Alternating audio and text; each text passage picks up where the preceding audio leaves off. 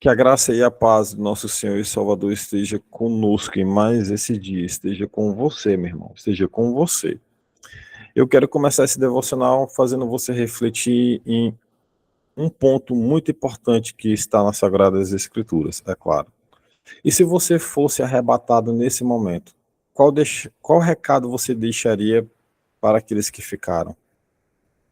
E se foi você quem ficou, se foi você que não foi arrebatado, qual tipo de mensagem você gostaria de ouvir daqueles que foram? Pense um pouco mais antes de responder. Pense um pouquinho. E se alguém que você ama muito, um parente seu, uma pessoa que você ama, de repente um grande amigo, se ele não fosse arrebatado, que mensagem você gostaria de deixar para ele?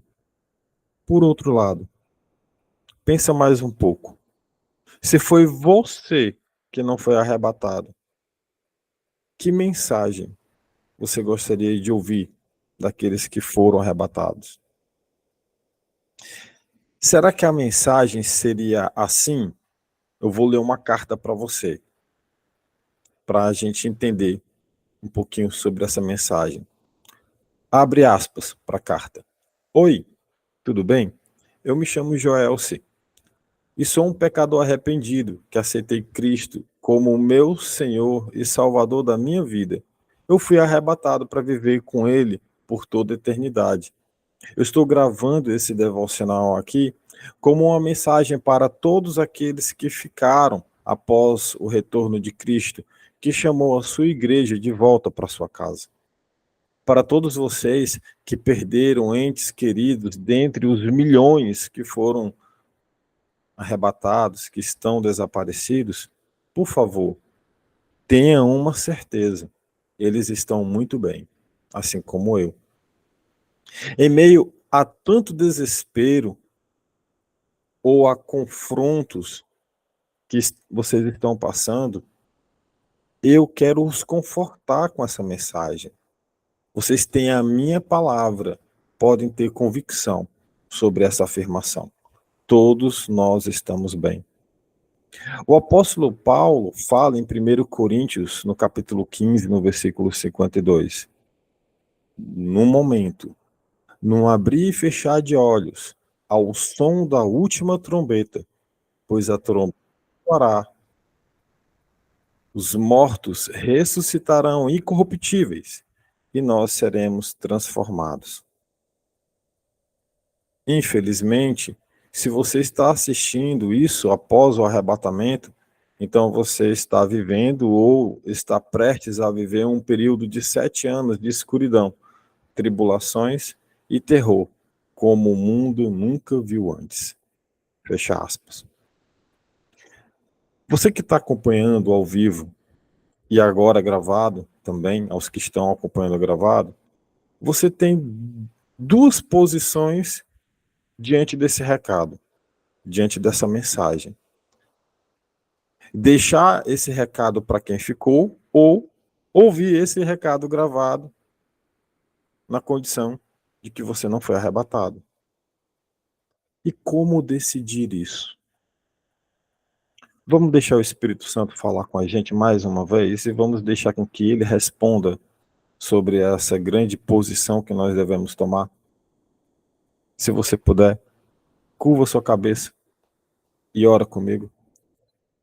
Grandioso Deus, amado Pai, graças te damos, Senhor, por mais esse momento aqui. Te agradecemos pela presença do Teu Espírito Santo entre nós. Obrigado, Espírito Santo. Nos dá sabedoria e inteligência nesse momento em que tantas pessoas nos ouvem, tanto os que estão ao vivo, quanto os que estão acompanhando na gravação. Paizinho eterno, perdoa os nossos pecados, pois necessitamos demais de Ti. Cuida de nós, Pai. Cuida de nós até a volta do Teu Filho Jesus. E que seja feita a Tua vontade nas nossas vidas, sempre. Amém. Se você puder, você vai abrir a sua Bíblia em 1 Tessalonicenses, no capítulo 4, a partir do versículo de número 16. Nós vamos ler o versículo 16, o versículo 17 e o 18.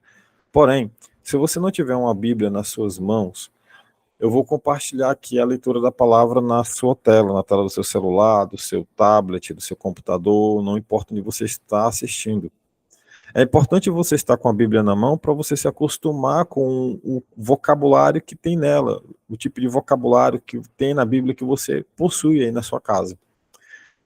Mas, de toda forma, está aí do seu lado, está aí na tela do seu celular, é só você ler. Quem vai fazer a leitura hoje dessa passagem é o nosso irmão Wanderson. Irmão, por favor, pode ligar o microfone e fazer a leitura para nós, por favor. Amém, meu irmão.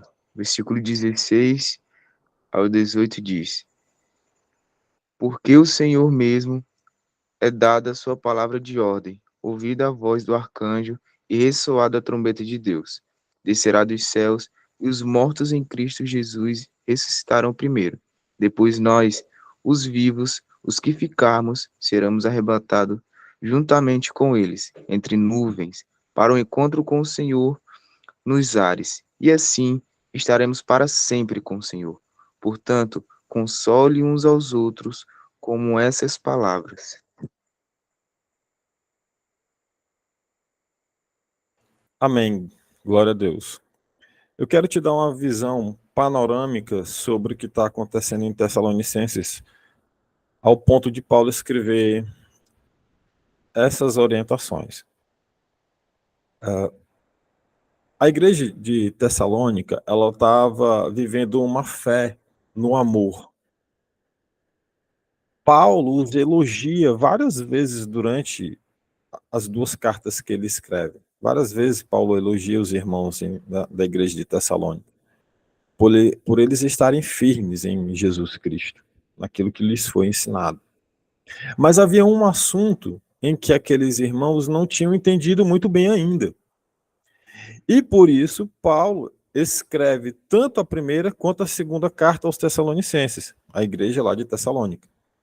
O assunto era sobre a vinda de Jesus Cristo, sobre o retorno, a volta dele. No capítulo 4 e no capítulo 5 da primeira carta, o apóstolo Paulo ele deixa claro como seria a vinda de Jesus para os cristãos. Está lá bem claro, é bem bonitinho. No início do capítulo 4, ele fala para os irmãos se manterem em santidade, abandonarem todo tipo de imoralidade e trabalharem, cuidando dos seus próprios negócios. Ele precisou falar isso, no caso o apóstolo Paulo estava falando sobre isso, porque alguns estavam distorcendo a mensagem da vinda de Jesus Cristo, dizendo que Jesus Cristo, já que ele iria voltar, então não precisava trabalhar, era só aguardar a volta de Jesus. E é ali nessa carta onde Paulo fala: aqueles que não querem trabalhar, então que não comam. Outros estavam distorcendo ao ponto de dizerem que os mortos não teriam participação na vinda de Cristo, que era só para quem estava, só para quem estaria vivo, só para quem estivesse vivo.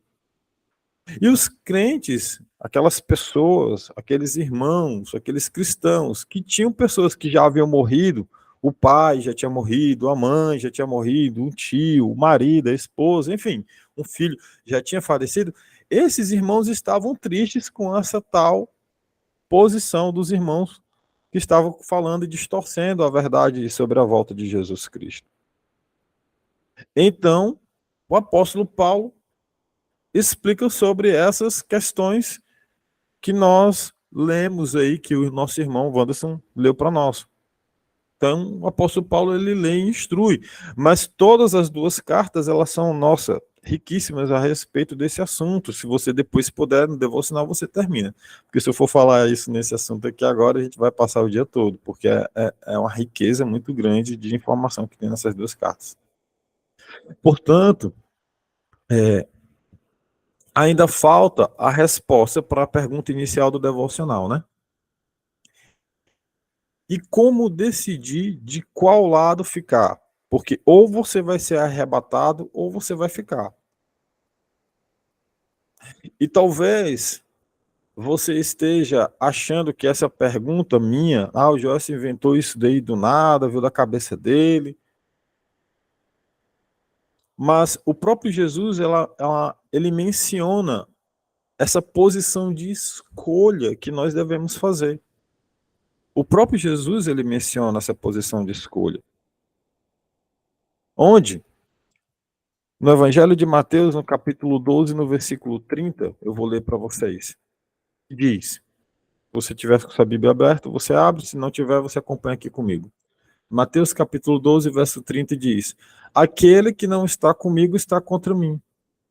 Aquele que comigo não ajunta, espalha. Aquele que comigo não ajunta, espalha. E onde você pode decidir qual lado ficar? Você vai ficar aqui na terra ou você vai ficar com aqueles que foram arrebatados?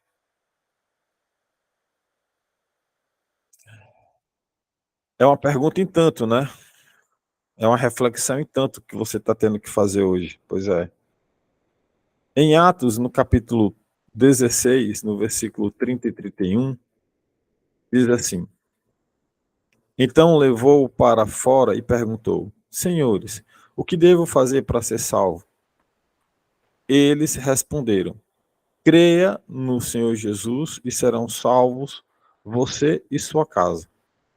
Apóstolo Paulo estava preso, os muros lá, as correntes caem, são derrubadas, e aquele guarda estava prestes a se matar, cometer um suicídio, porque ele sabia que a pena dele lá, depois que descobrisse, ia ser severa. Antes dele cometer o suicídio, o apóstolo Paulo chega lá e diz, epa, calma, calma, estão todos aqui. Ninguém foi embora.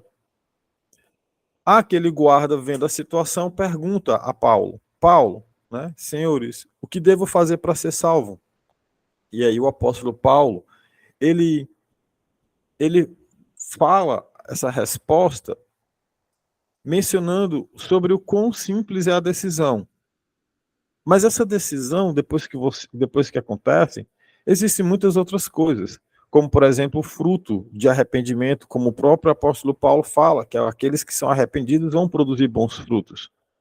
Mas é que não existe obras sem fé, assim como não existe fé sem obras, as duas se completam. E isso é um pouquinho mais para frente a gente pode ver. Mas, de forma bem simples, se você crê em Jesus, se você só crê que Ele é o teu Senhor, o Salvador, que Ele veio dos céus, que Ele nasceu como homem, que Ele foi o sacrifício perfeito, algo que ninguém poderia fazer, Ele fez. Se você crer que Ele morreu na cruz do Calvário, que Ele derramou o sangue dele por mim e por você, se você crer que Ele ressuscitou e que Ele hoje está sentado à direita de Deus Pai Todo-Poderoso, e Ele vai vir para separar o joio do trigo, para levar a sua igreja, se você crê em todo esse sacrifício, se você crê no Senhor Jesus, serão salvos você e a sua casa. Cristo se entregou na cruz e derramou sangue por nós. Arrebatado ou não, pode ter certeza. A decisão é sua, porque o sacrifício já foi feito. A parte de Deus, Deus já fez. E Ele vai completar na volta de Cristo. A decisão se você vai estar comigo nos céus, com os seus irmãos, seus parentes amados e queridos que aceitaram a Cristo como o Senhor e Salvador, que se arrependeram, e com aquelas outras milhões de pessoas que vão ser arrebatadas, é exclusivamente sua. Portanto, nesse momento, se você quer se reconciliar com Jesus, você vai me acompanhar numa oração para se reconciliar com o teu Deus, se arrepender dos pecados que você tem. E se você ainda, que está acompanhando no gravado, não aceitou Jesus como seu Senhor e seu Salvador, eu te convido para fazer uma oração comigo também e aceitá-lo como o Senhor e seu Salvador, para que seja salvo você e a sua casa. Se você puder, ora comigo. Para aqueles que estão ao vivo, quando eu terminar, eu paro de gravar e aí depois eu ligo vocês vão poder ligar os microfones de vocês e nós vamos poder comentar. Grandioso Deus, maravilhoso Pai, Graças te damos, Senhor, nesse momento, por uma palavra tão poderosa e maravilhosa como essa. Te agradecemos, Senhor, porque até aqui o Senhor tem nos ajudado. Te agradecemos, Pai, porque o Senhor não deixa faltar nada, nem o pão de cada dia. Obrigado, Senhor, por cuidar de nós e nos dar essa chance de ouvirmos a Tua palavra e nos arrependermos dos nossos pecados. Pai, os Teus filhos estão aqui nesse momento. Existem aqueles que querem se reconciliar contigo, Senhor. Eles querem se reconciliar, pedirem perdão, Pai. Perdão por todos os pecados que cometeram. Recebe eles de volta, Pai. Recebe a cada um deles, Pai. O pedido de reconciliamento, Pai. Reconciliação. Cuide deles, Pai, em nome de Jesus. Cuide deles, de cada um deles. Que eles possam se manter firmes na fé. Irem e não pecarem mais, para que coisa pior não lhes aconteça. Paizinho eterno, perdoa-os, Pai. Em nome de Jesus nós te pedimos. Também, Pai, nesse momento, existem aqueles que, aqui ao vivo ou até mesmo no modo gravado, estão aceitando o Senhor como Salvador. Meu irmão, você que está ouvindo a minha voz, repita essas palavras. Senhor Jesus, obrigado pelo teu sacrifício na cruz. Eu te aceito como meu Senhor e Salvador da minha vida. Obrigado por todo o sofrimento, pois não sou digno disso. Não sou digno de abrir a tua palavra e ler. Não sou digno de pronunciar o teu santo nome. Mas pelas tuas pisaduras, mas pelo teu sacrifício e pelo derramamento de sangue que o Senhor fez por mim na cruz do Calvário, eu posso me achegar a ti e te pedir: perdoe-me pelos meus pecados. Escreve o meu nome no livro da vida. Eu necessito muito de ti, Pai. Mais do que o ar que eu respiro. Mais do que as batidas do meu coração. Paizinho eterno, quero estar na Nova Jerusalém. Portanto, Senhor, em nome de Jesus, perdoa os meus pecados. É o que nós, Pai, te oramos e te agradecemos, em nome do teu Filho Jesus, e que acima de tudo seja feita a tua vontade nas nossas vidas. Amém. Amém.